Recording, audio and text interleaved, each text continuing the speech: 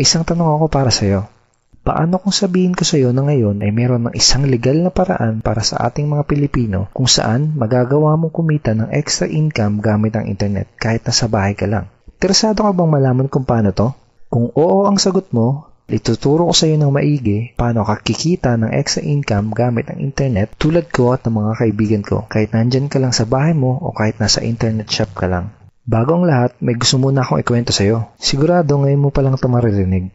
8 months ago, bandang 3:30 ng hapon, dalawang magkaibigan ang sabay na gumawa ng sarili nilang Facebook account. Ito ay sila Paul at si Eric. Bukod dito, madami pang pareho sa dalawang magkaibigan na to.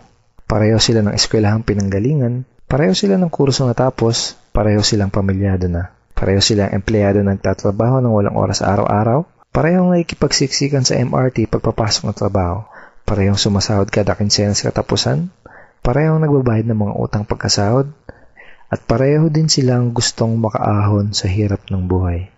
Pagkalipas ng ilang buwan, nagka-chat uli sa Facebook ang dalawang magkaibigan.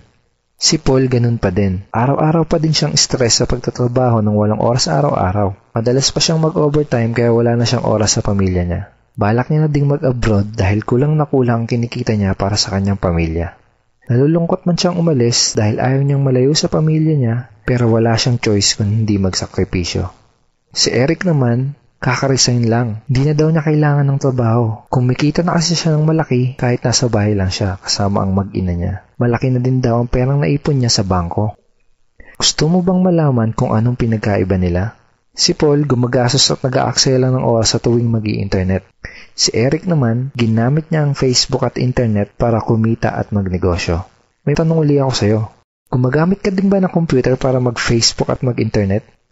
Kung gusto mo din malaman kung paano mapagkakakitaan ng oras na ginugugol mo sa pag-i-internet, ang kailangan mo lang gawin ay fill upan ang form na nasa ibaba. Ito ang ilan sa mga ordinaryong Pinoy na katulad mo na nagkaresulta, kumikita gamit ang internet. Lenton Montejo from Davao City, Philippines. I earned $1,200 in 7 weeks. Jeff Perez from Quezon City, Philippines. An ordinary guy like me has earned over $4,000 in 2 months.